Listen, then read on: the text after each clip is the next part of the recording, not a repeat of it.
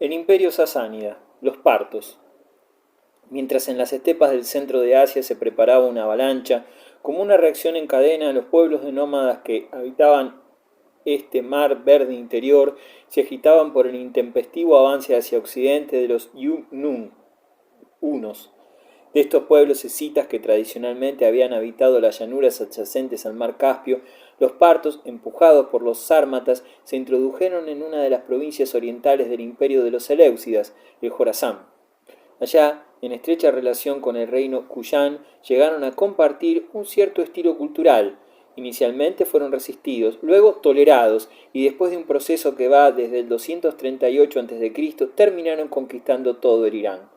El reinado de los arsácidas, llamado así por descender de Arsaces, 247-212, duró aproximadamente 2 siglos, tiempo suficiente para favorecer un retorno a la vida nacional persa, enriquecida por la cultura helénica que, de todas formas, dejó su huella en la producción artística de toda la región.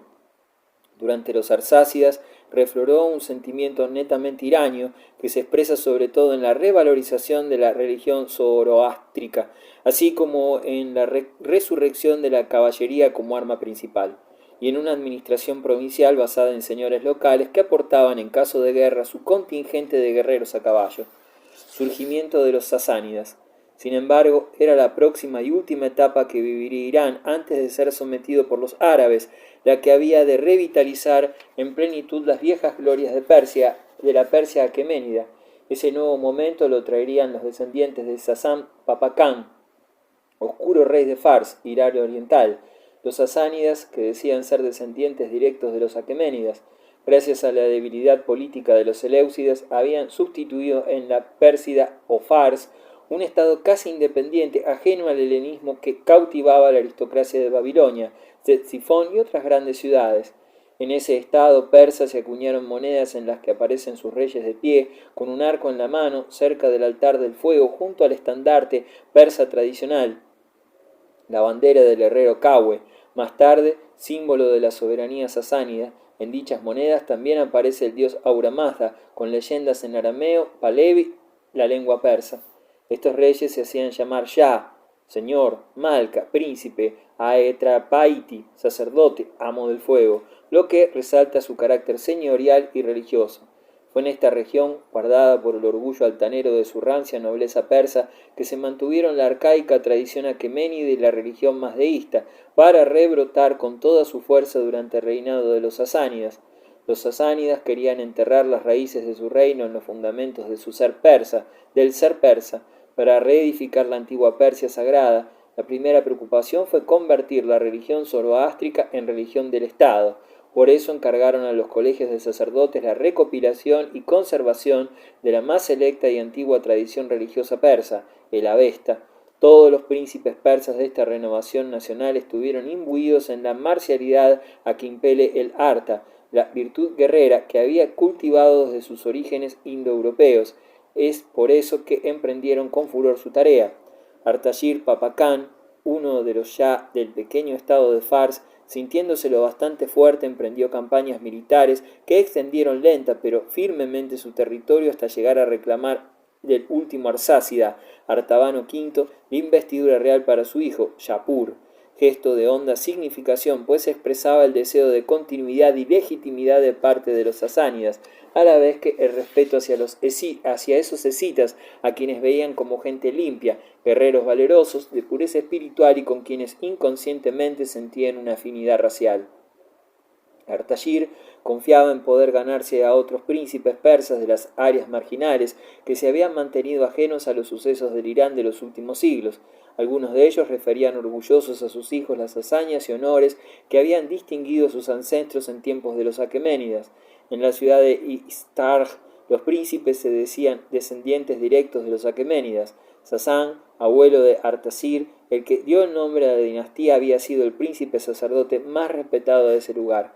Artashir llegó hasta la ciudad de Susa en el año 224 después de Cristo, conduciendo sus huestes de caballeros poderosamente armados. Eliminó a Artabano V y luego, en la sede real de Ctesifón, se hizo coronar por sus sacerdotes, simbolizando su realeza divina, delegada en él por Ahura Mazda, el buen dios. La escena quedó grabada en un bajorrelieve de Naqsh-i-Rustem. Allí figura Artashir recibiendo la diadema del dios. Todos los reyes de reyes sasánidas se valdrían en adelante de la religión como seguro, idea fuerza y meta de su acción política. Todas las estructuras del reino tendrían, por tanto, una ordenación religiosa. Shapur I, el Sapor de las crónicas romanas, sucedió a Artashir en el año 241. Condujo sus tropas hasta Antioquía, pero fue derrotado en 243 por Gordiano III. Sin embargo, el sucesor de Gordiano, Felipe el Árabe, le reconoció el dominio persa sobre Armenia y Mesopotamia mediante un tratado. La más brillante victoria de Shapur fue sobre el emperador Valentiniano en Edesa, ciudad quitada de los partos en 211. Este y gran cantidad de romanos prisioneros fueron conducidos en 260 por los persas a la recientemente fundada ciudad de Gunde Shapur a trabajar en la construcción de un dique. Como eran estos guerreros persas que derrotaban con tanta facilidad a las experimentadas legiones romanas? Una estampa de la caballería persa, el arma clave del ejército persa, nos la dan los mismos romanos, quienes describen con horror el espectáculo que ofrecían esas deslumbrantes formaciones de jinetes, cuyos escudos y yelmos empenachados relucían al sol. Así nos lo cuenta Heliodoro en su libro Las Etiópicas.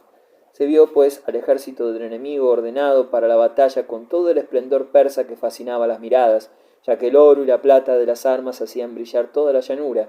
Efectivamente, el sol apenas se había levantado y sus rayos golpeaban de frente a los persas, cuando un resplandor increíble se extendió a lo lejos como si las armaduras proyectaran su propia luz.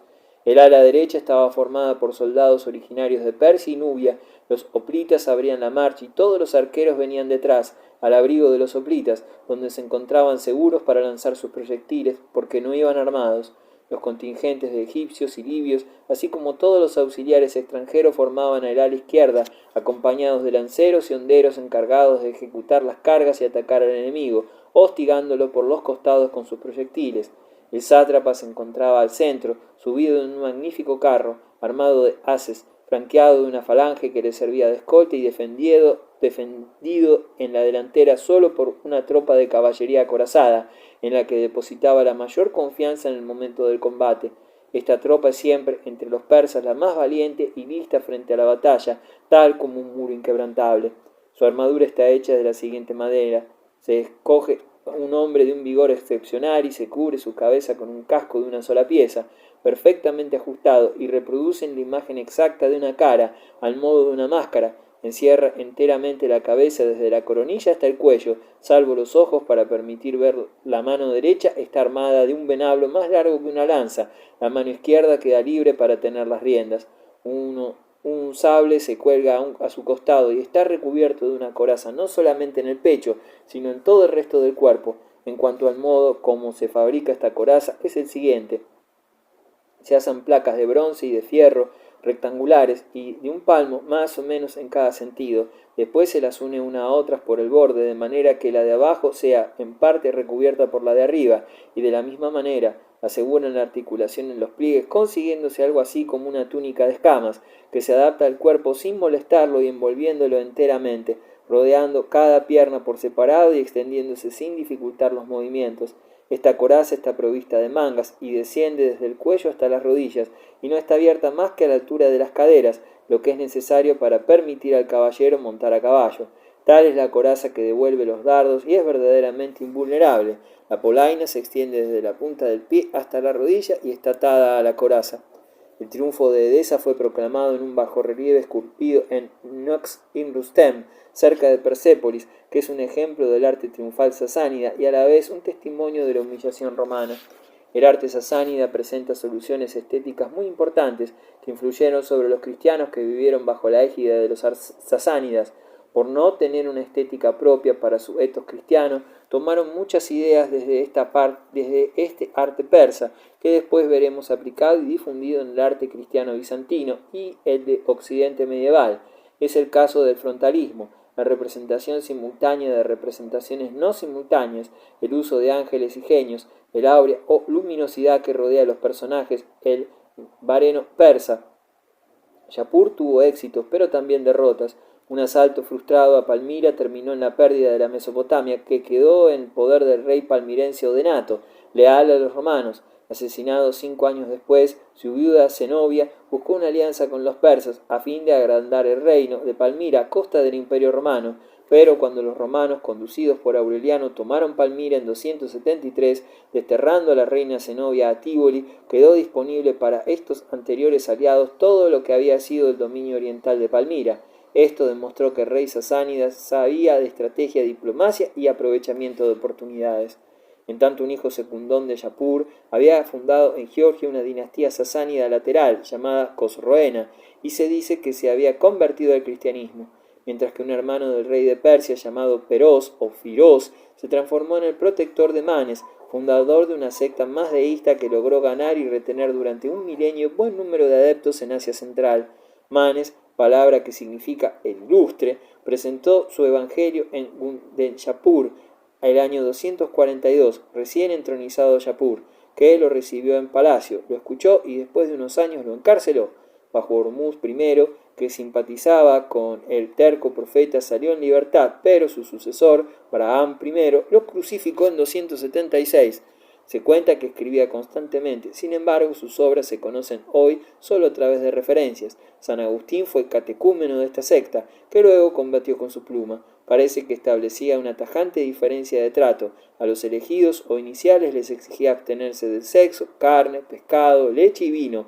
Para los no oyentes no tenían ni la menor consideración. Quien no estaba con él, Adalid terrestre del dios bueno, Hormuz, era un colaborador de Arimán, el dios del mal. Adoptar uno u otro de los partidos no dependía del libre arbitrio de cada uno, porque los hombres, anticipó del Islam, son meros instrumentos de los dioses. No obstante, creían en la metempsicosis como vía de purificación.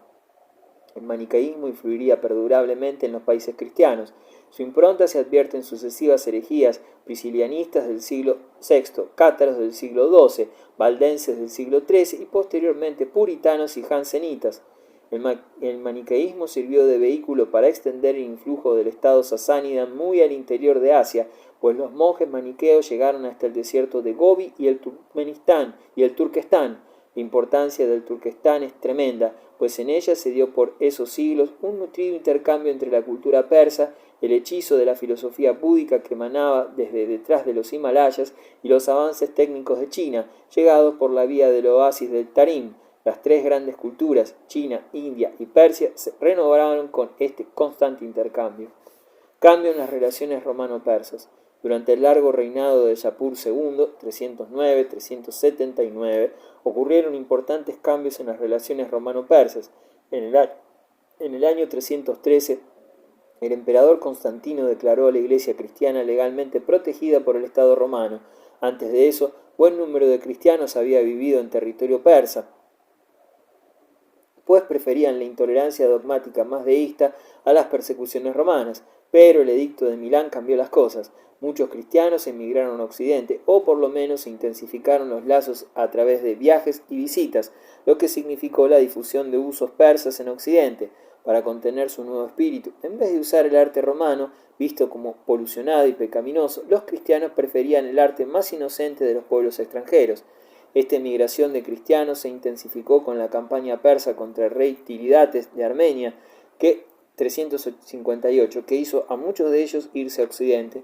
Sin embargo, la mayoría de estos cristianos eran, en lo cultural, persas. Por esos años, el emperador Juliano, el apóstata, condujo las legiones romanas hasta Ctesifón, pero su flota se incendió en el Éufrates y en una contraofensiva persa murió alcanzado por un dardo arrojado por un jinete, 363. Joviano, elegido hoy mismo emperador por el ejército, firmó rápidamente la paz con los persas y se retiró a retaguardia. Este hecho quedó grabado en una peña cerca de la ciudad de Yapur para conmemorar la victoria del Shah.